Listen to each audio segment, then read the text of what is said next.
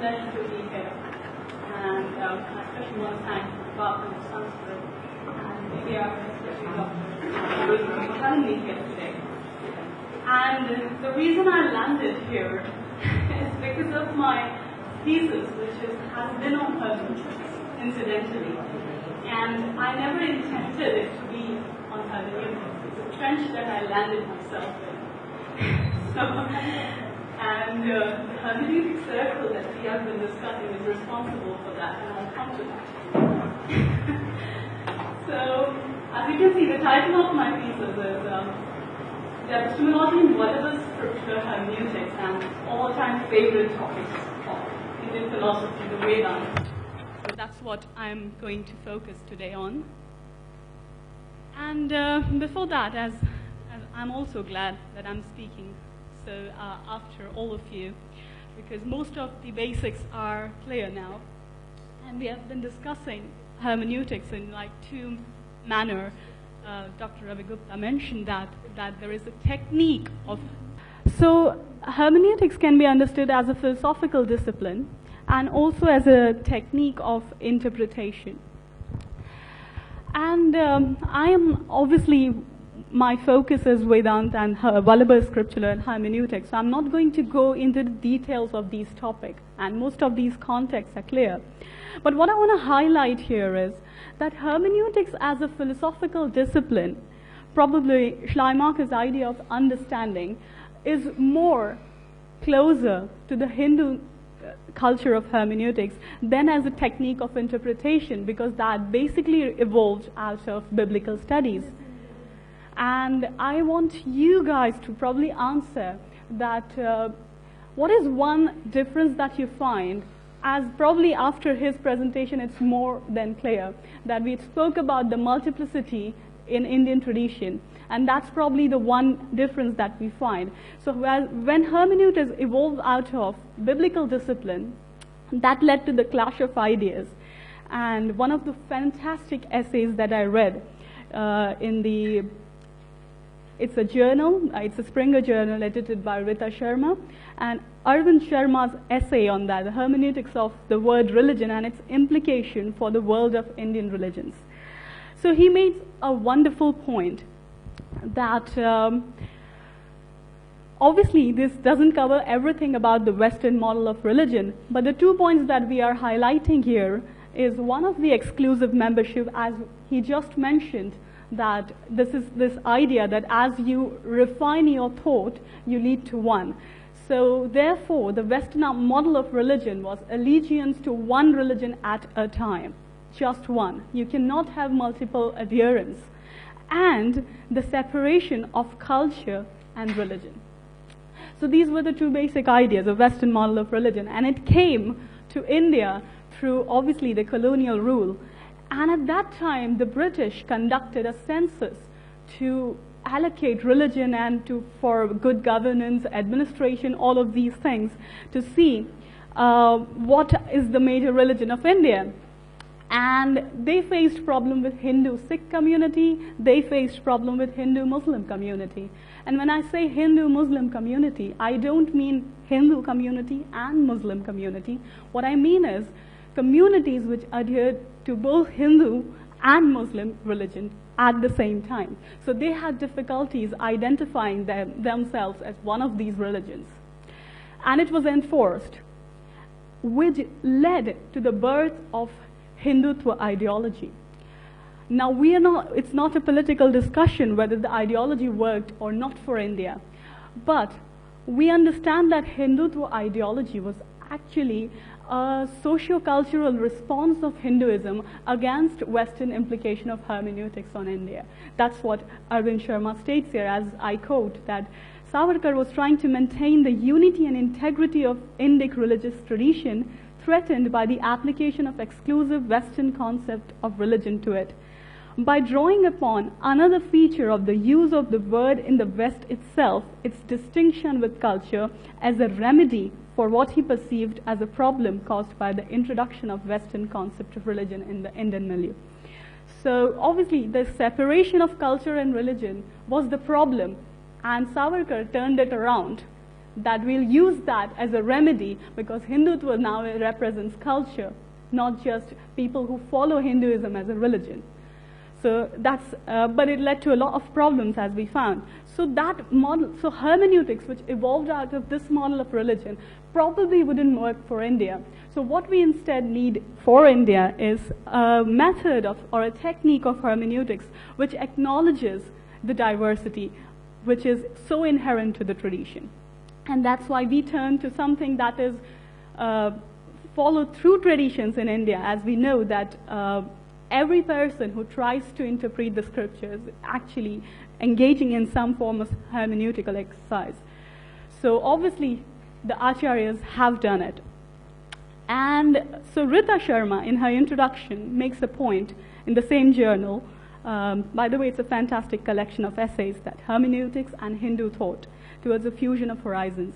And she says in her introduction that hermeneutic ranges from ontology to epistemology in Indian tradition.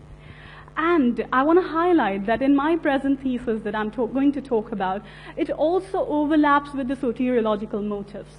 So the salvific will of the Lord, it overlaps in that field as well. So that's how diverse the tradition is. You just simply cannot limit any particular exercise to epistemology in Indian tradition. It is invariably going to overlap. And she says that the blurred line between the philosophy and theology, which we all acknowledge, furthered the problem of implications of Western hermeneutics in India. As you see, I've quoted Edgerton in the Upanishads, the very famous essay, the Upanishads, what do they seek and why? Probably it's the most scornful essays written on the Upanishads, I'm sorry to say.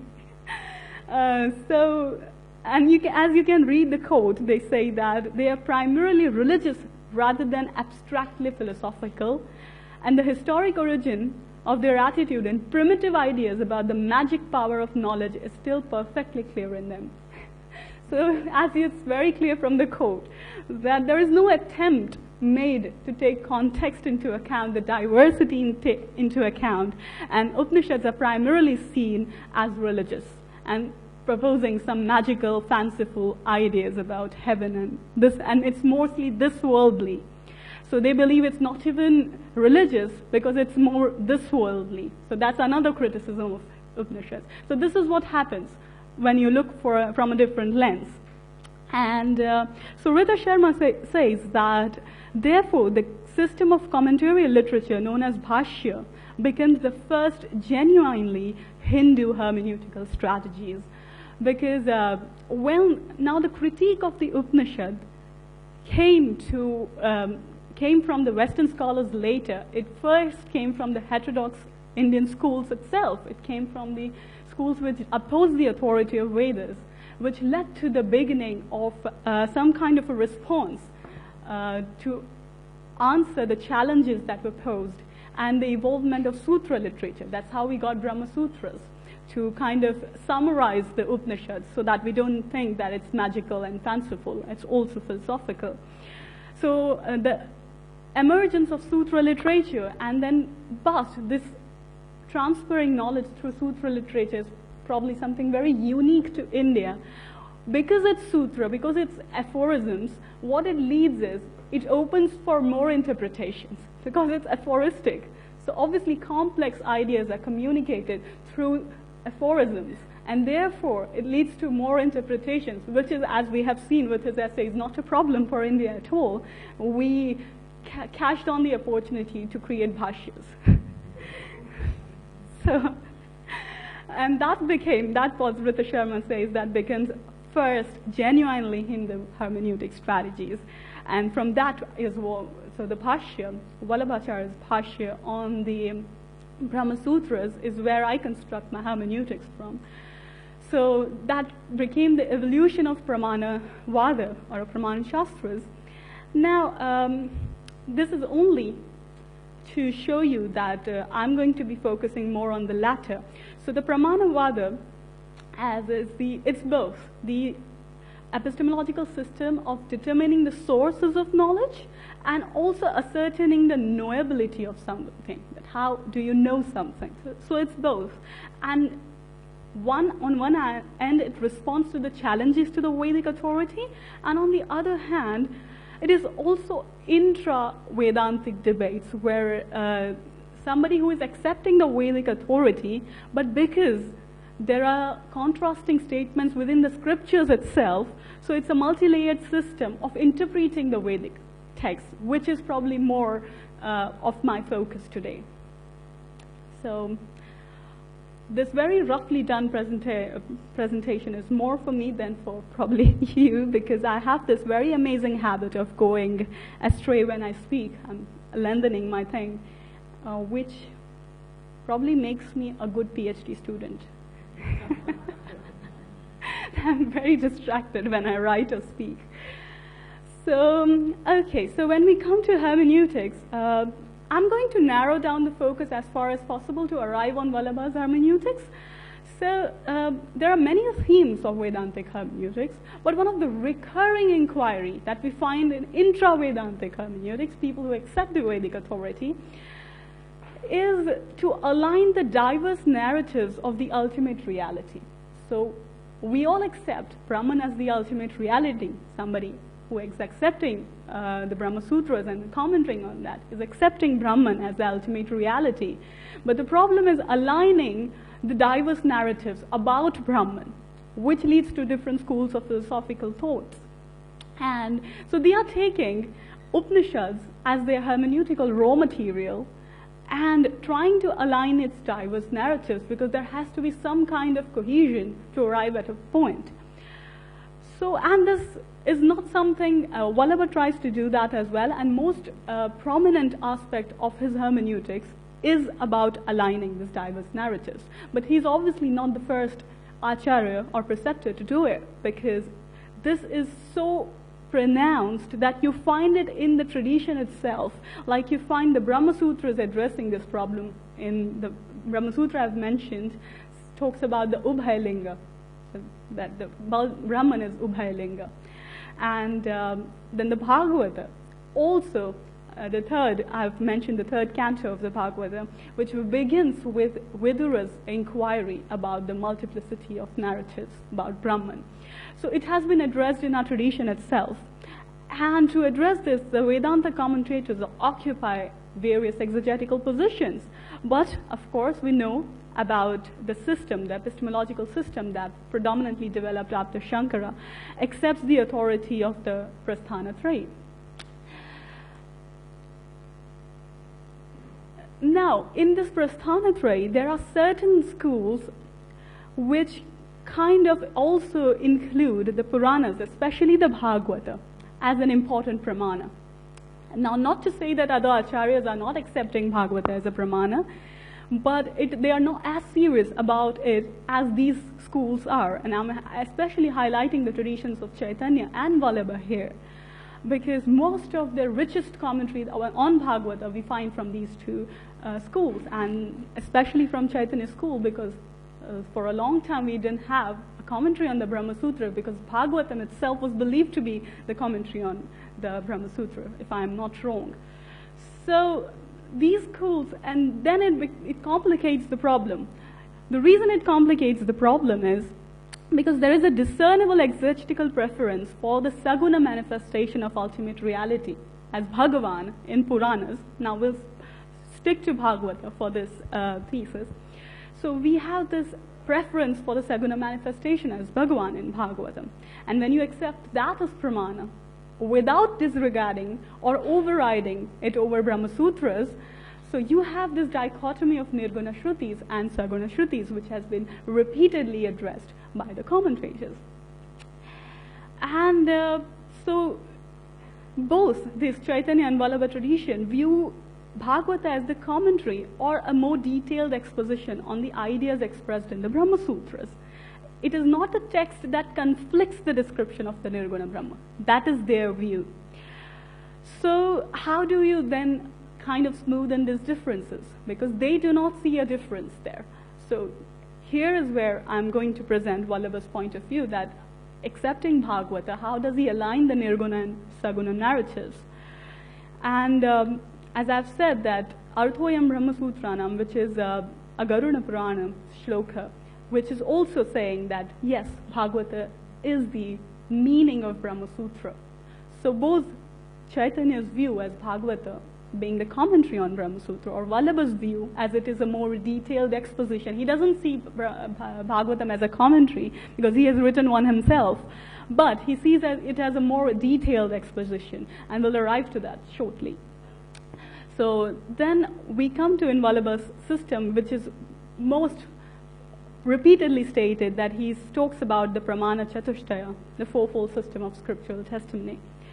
Now, I couldn't be more wrong to say that, this is Vallabha's epistemology. This is what I thought to be for a very long time until I hit the hermeneutical circle. So I thought that this is Vallabha's system of scriptural testimony. Well, then what happened was I intended to write a thesis on bhakti, especially Nirguna Bhakti in Bhagavatam. And my problem was that as a practitioner, as a Vaishnava practitioner, and coming from Vallabha tradition, I'm looking at Bhagavata. So I have an exegetical position in mind. So am I interpreting the text through the lenses of an exegetical position that I already have, or am I deriving my exegetical position through the interpretation of the text because it's a pramana? So that was the hermeneutic circle, and I don't say that I found an answer after writing this thesis. If I do, then I would not be a researcher, because we never tend to find answers. That's what qualifies me. But yeah, but this tend to bring me to, this led me to this trench of hermeneutics to find out what Vallabha eventually did. How does he get to his exegetical position through these four shastras that he considers as pramana, which led me to these two very diverse verses from Vallabha's writings. One is from Anubhashya, which is his commentary on the Brahma Sutra, when he states that it is viciously erroneous to even have an iota of inferential thought that goes against the scriptural statements. Even an iota of inference. So, which means we are stressing on literal translation, literal understanding of the scriptures. And then you have one from Bhagavatarth, which is a commentary on the Bhagavata, where he says that even misinformation and ignorance, ajnanam and anyatha-jnanam, can be considered as pramana if they arise out of cultivation of devotion, bhakti hetukam. And I was like, what is he doing? So what is this? These two are so diverse, and when you come across a statement that does not make sense to you, the first thing you do is look at the context in which it is said. And that's what I did. So when I looked at the context of the Bhagavatarth statement, I've highlighted that in bold, the bhakti hetukam, if they arise out of the cultivation of devotion. It's relevant because here he's talking about devotion, not just at the beginner stage, but the zenith of devotion, when you reach the pinnacle of your devotion. So it's kind of the phala avastha, as we say, when your devotion is ripened. It's talking about that stage. And the Anubhashya commentary is clearly the beginner's level. So because I'm trained in Western narratives, I can't force myself to find a linear structure everywhere. So I was very happy that I found a linear structure here, that is the first statement is at the beginner's level and the last statement is at the final stage. So there has to be an intermediate level. That is what my conditioning did to me. So there has to be an intermediate level, which will probably put this into a context. And that's where one of the most celebrated commentator of Vallabha tradition, Dr. Hermeneutic Goswami, I found his interpretation, which aligned to mine, that we have actually 3 stages of scriptural hermeneutics in Vallabha, which will align this. So, as the first juncture is the rudimentary understanding of the 4 key texts, which are collectively known as Pramana Chatushtaya. So you understand the text and the nature of ultimate reality according to these texts. That's your primary juncture of discourse, which is Updeshakalina Prathamikta. Then you have the second stage, where you go on to include not only the 4 principal texts, but every scripture that is under the authority of Vedas, like the Ramayana, Mahabharata, Narada Pancharatri, all these Puranas and other Agamas that are accepting the authorities of Vedas are also pramana for you. But not at the beginner stage. First, get your facts straight, as they say. So get your facts straight at the four principal texts. Then you move on to include all the other scriptures at pramana. Tatparya Bodhottara Kalin. We'll go into a bit of details of this, that how he gets there. And finally, at the third juncture, Vallabh embraces the validity of all philosophical tradition, which also includes the Nastika darshan. Whether it's a Nastik darshan, whether it's a misinformation, whether it's an ignorance, everything is pramana, because they are ultimately talking about Brahman, because there is no other subject matter to talk about except Brahman. It's not just possible to talk about anything else than Brahman. So that is Brahma Sakshatkar Kalina Tritiyatala. So we'll go into a bit of details of this. Now, before we get into these primary juncture, I want to point out that one of the things I said was it's viciously erroneous to even have the iota of inferential thought, which means we are stressing on literal translation. That gets me to this, the thematic context of Vallabh's hermeneutics. When you're stressing on literal translation, the problem you're going to face is the contrasting statements. If you're not inferring anything out of it, if you're literally accepting, so how do you align the contrasting statements? And so Vallabh actually says that you don't need to align them. You have to accept them. Don't try and align them. The problem is that Ramanuja and Madhva has constantly criticized Shankara for giving predominant importance to the Nirguna Shrutis over Saguna Shrutis. So it's like you're ignoring one part of the text and accepting the other. And he says, but you are doing the same thing. You're giving more importance to the Saguna Shrutis. So you are actually doing the same thing. So what you need to do is accept both. And so I'm quoting Marfatya here, Mridula Marfatya, who states that how do these acharyas circumvent these critical difficulties of contrast narratives is by attributing Brahman as the repository of auspicious attributes or contradictory attributes. Now, auspicious attributes is Ramanuja, basically. That's what I feel she's referring to. But then again, what about inauspicious attributes? So, and so we focus on Vallabha, where he says that all the contradictory attributes, which he uses the word Viruddha Dharmashraya, is Brahman, and that's how you are not smoothing or aligning the difference, you are accepting the difference, that because you are trying to understand Brahman from your individual context, then it becomes difficult, but the larger picture actually makes it clear.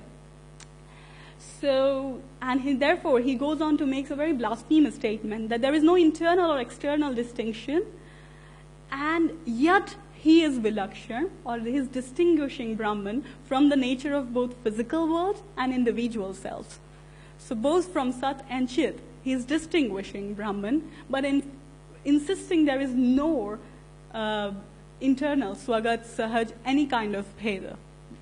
So, and that is why Vallabha, S.M. Doyle says that Vallabha's philosophy is a system that is more rigid than Shankara when it comes to non-dualism, and it's more emotive than Ramanuja when it comes to devotional theism, because he's kind of everywhere, covering both grounds. So how do you actually do that? So you have the context of Viruddha Dharmashraya. So that is the ideal we want to arrive at in Vallabha's hermeneutics. So the primary juncture is what you do is, so he says that one hermeneutical misstep each acharya, he never names any acharya, but anyone can commit, is understanding these four scriptures independently as pramana. What he's trying to say is you have to find the ekvakyata, or a singular meaning across scriptural statements, and unopposed significance, or the avirodhatva that comes out of them. And how do you actually do that? So he gives like the hierarchy that whatever difficulty you have with Upanishad, you resolve it through Gita, Whatever difficulty you have with Gita, you resolve it through the Sutra, Brahma Sutras, and whatever difficulty you have from Brahma Sutra, you resolve it through Bhagavatam. So he states an example saying that, so you have an Upanishadic verse that apanim pado javano grahita, which means that without hands or feet, he is grasping and running. And so how do you make sense of this contradictory statement? He says that Gita says sarvatah panim padam tat. So he has hands and feet everywhere. So what it actually means is that Brahman does not lack hands, limbs, but the world, the entire universe is his limbs. So that's how you align the scripture and arrive at a singular focal point of commonality. Now this is not the end step, because otherwise this is a synthesis and we reach the conclusion. No, this is the first step. Your synthesis is your first step. So you arrive at a commonality, which is the principle of Viruddharmashraya. That is what he says, that when you align the diverse narratives, you arrive at Viruddharmashraya.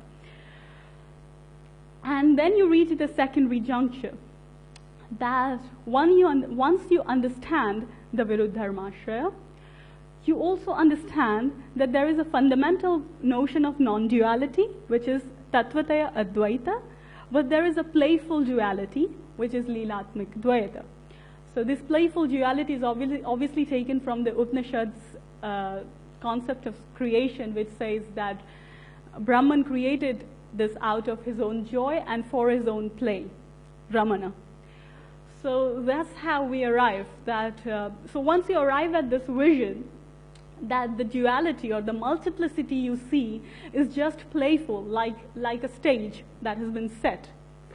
So it's a stage that has been set, and one actor can perform multiple roles, and Brahman can do that simultaneously. That's another contradiction or Viruddharmashraya that you find in Brahman, that you can either be a spectator or a performer. You can't enjoy both, but he can do both at one time because he's Brahman.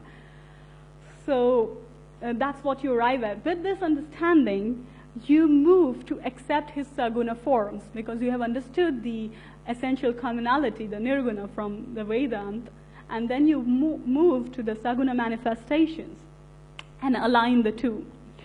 And that's what he calls the Purna Jnanodaya at this stage. So at this stage, this epistemological need to constantly align or smoothen out the contrasting statements is removed. You no longer feel that. You have learned to accept it. And that's where we reach the final stage. And that's when the supreme reality, because now this is accepted, the amount of effort you put in, you're never going to grasp the entire truth. This is accepted.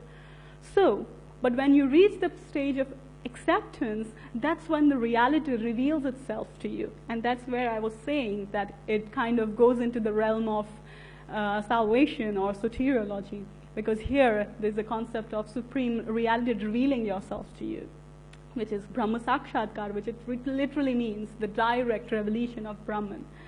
And so when you have the supreme reality revealing itself to you, you have this expression of divine bliss. That's what you experience. Instead of confusion, the contrasting statements that earlier, the hermeneutics that led to confusion, now it leads to bliss. So it's the contrast is no longer confusing for you, but it's blissful for you. So when you reach that stage, the concept of Viruddharmashraya is not just cognized as the nature of supreme self, but is also experienced by the individual self as a part of his own nature. For akin to Brahman, who manifests as empirical world and yet remains unblemished, individual self, too, purified through devotional love of Brahman, begins to essentially disengage from the limited duality of the empirical world and continues to enjoy it as an expression of divine play. So here, this contrast, which we are earlier limiting it to the supreme reality, that it is both nirguna and saguna, is now translating to the seeker as well, that you accept the nirguna and enjoy the saguna. So as your own part as well, that you accept you're an undistinguishable part of that supreme reality, but like to be different just for the sake of this sheer bliss of service and love and devotion, because that's not possible without difference. So, the crux of this epistemological structure is the theological claim that even the philosophical systems that do not explicitly state Brahman as their fundamental subject matter are still expounding the particular facet of Brahman, for there is nothing else except Brahman that can be stated as the subject of human inquiry. So whatever you set to find out, you're going to find out Brahman, but there is no other reality there. So that's the height of Advaita that he is proposing here. Hence, all the varied, contrasting, and multidimensional postulations of different scriptural argumentation can be subsumed in Brahman. And this acceptance, as I said, is noticeably distinct from Vallabh's rejection of the non-Vedic text at the secondary juncture. And so this philosophical system kind of aligning itself to Brahman is not the genius of each philosophical system, that whatever they say leads to Brahman. It's not their genius, but it's the nature of Brahman that whatever vocabulary you use, he has the nature to align himself to that vocabulary. So whatever term you use to describe himself, he can be that term. There is no restriction that you can put on it. And that's why it leads to it. And so we finally arrive at this soteriology, epistemology integration of hermeneutical understanding, that is pramana, prameya, sadhana, and phal. So here, theological system, it's densely integrated with epistemological quest in such a way that liberation constitutes the transcendental purpose of epistemological inquiry. At the same time, epistemology is the instrument to facilitate your spiritual journey. So they are integrated in that way. And so pramana is your source of knowledge, object of knowledge. After you achieve your knowledge, you engage in the means of achieving that, and which leads to the end of your spiritual practice. So in that way, pramana and prameya, as you can see, founds the epistemological unit, and sadhana and phal forms the soteriological unit. However, when the ultimate reality reveals itself to you, these both, the entire system of Pramana Shastra can be overturned, is what he's claiming, which probably I find it most blasphemous. That all the Vedic descriptions that you are so holding as primary pramanas can be overturned by the revelation. Because so ultimately he's laying the importance on your personal experience, then the textual significance. That your personal experience, if it goes against the scriptural testimony, then you have to believe your personal experience, because that's the direct revelation, and you've been blessed by that. So this whole system of Pramana Shastra can be overturned. It is for people who have not reached probably the phala. It's not for everyone. And so he says that scriptures that propound jnana and bhakti are only for the purpose of complete awareness and conception of the absolute truth. And if the Supreme Lord himself appears before the seeker, the tools of jnana and bhakti, along with the scriptures, become purposeless. So once you reach the end goal, the scriptures become purposeless. That's what he is trying to portray here. So I would like quickly try and summarize the whole thing, that Viruddharmashraya constitutes the scriptural conceptualization of Brahman as the seat of contrary attributes, which is formulated according to the outlines of threefold epistemological hierarchy. Then you have the concept of Brahma Sakshatkar, the revelation, which is the apotheosis of Vallabha's epistemology, which leads to two interactive domains. One, it develops an ontological position that the observable world is an ongoing expression of divine play, and its dynamic mosaics can be redesigned by the Supreme Lord at his divine will. So nobody else can redesign it, he can. And secondly, it argues that while mutually interdependent system of epistemology and soteriological unit function methodically in the ordinary world, this process of hermeneutical comprehension and salvific praxis can be intervened and reconstructed at any given point, either by the devotee or by the Lord himself, both ways. So if your devotion is strong enough, you can reconstruct it as well. So that's the level it goes to the personal experience. And finally, we arrive at the conclusion that so we find that his method of scriptural interpretation encompasses the contrary attributes itself. For instance, when he strictly asserts the unquestionable authority of the infallible Vedic scriptures, he also goes on to smoothly integrate the non-Vedic ways of thinking into the wider scheme. So even his hermeneutics has this tendency of Viruddharmashra, which he's attributing to Brahman actually. And as we have found that he doesn't feel that this contradiction in his hermeneutics is the limitation, but it is actually the conceptual design that is stating the thematic motive of his exegetical and theological system. And so which helps him to build a comparable scriptural hermeneutics.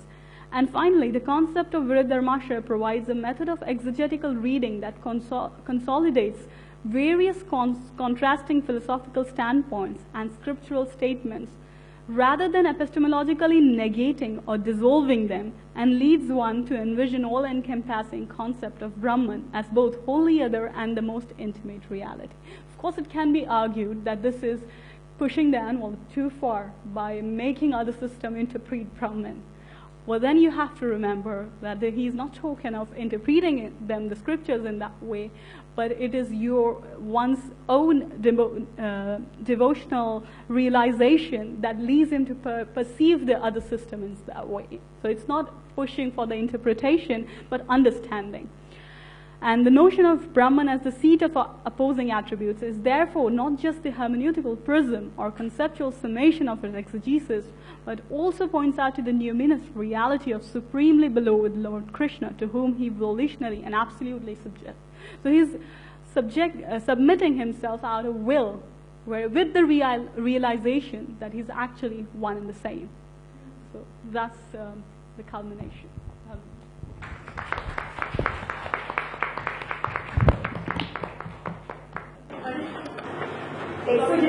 Under the fourfold system of scriptural testimony, he said some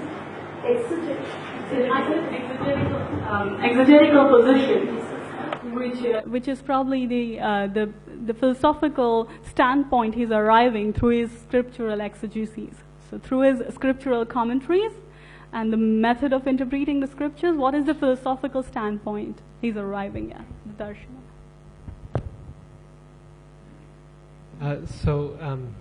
I wanted to thank you for the presentation.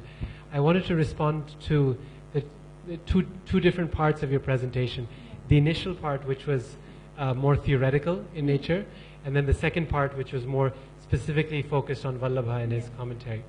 So on the first part, I was thinking, each of the speakers before this, or at least myself and D'Souza, we mentioned how hermeneutics is born, and I think Dr. Madhavi also, that hermeneutics is born in biblical interpretation. And we made that point very, very clear, and then used some of those terminology to discuss it. I think in the initial part of your presentation, what you remind us of is the fact that although hermeneutics may be born of biblical interpretation, that's not where it can stay if we want to apply it to Sanskrit literature. In other words, any hermeneutical method has to be adapted or born from, formed by the tradition to which it's applied, right? So that it doesn't become... I think what I was struck by is the fact that you reminded us that hermeneutics, as we know of it in the West, when we speak of hermeneutics today, we are engaged in essentially a comparative exercise, where we're using hermeneutics, biblical hermeneutics, and applying it to Sanskrit literature. We're engaged in a process that is essentially comparative, because we're talking about two different traditions that are being collided together. And so we ought to think of biblical hermeneutics not only as a model, but also as an interlocutor, as a discussant, and sometimes even as the Purvapaksha. Because the assumptions that underlie those systems of hermeneutics in biblical and in Sanskrit literature are different, as Dr. Bose pointed out, and you pointed out at the beginning of your presentation. So that was the point that struck me, because I think that point needs to be stated. Otherwise, we can continue looking at a hermeneutical system that is external to the tradition, continuously as a model of engagement, and I think that leaves out other possibilities, such as a comparative exercise that's present. So that was one thing that really struck me. The other thing is I think a lot of the hermeneutical circles and things that we were talking about, you demonstrated in your work. You kind of gave an example of it in your own process That was as my a doctoral personal student. struggle. Yes, yes. And so in that way it was very valuable because it was a real application of what we were talking about. And then the splits that you had spoken about at the very beginning, how one of the things that makes Western hermeneutics different than a hermeneutics that would be born in Indian traditions is the lack of separation of splits, these Cartesian splits that we find regularly. And I think you mentioned several: culture and religion, philosophy and theology, epistemology and metaphysics. Yes. And in that regard, it struck me how, I don't know if this is the case in India, but in the United States, every department in the humanities has been suitably globalized in its perspective. Literature, they teach a variety of world literatures, and history teaches world history, except for departments of philosophy. Philosophy departments are still, I would say, 90% focused exclusively on Western philosophy because of this underlying assumption that you provided in that quotation from, who was it, the Upanishadic skeptic? Yeah, that there is no, it's not proper philosophy. Why? Because it's too religious in nature. And that criticism that India has no philosophy because it's just religion is not a criticism of India, but it's a demonstration of the assumptions of the person who is criticizing.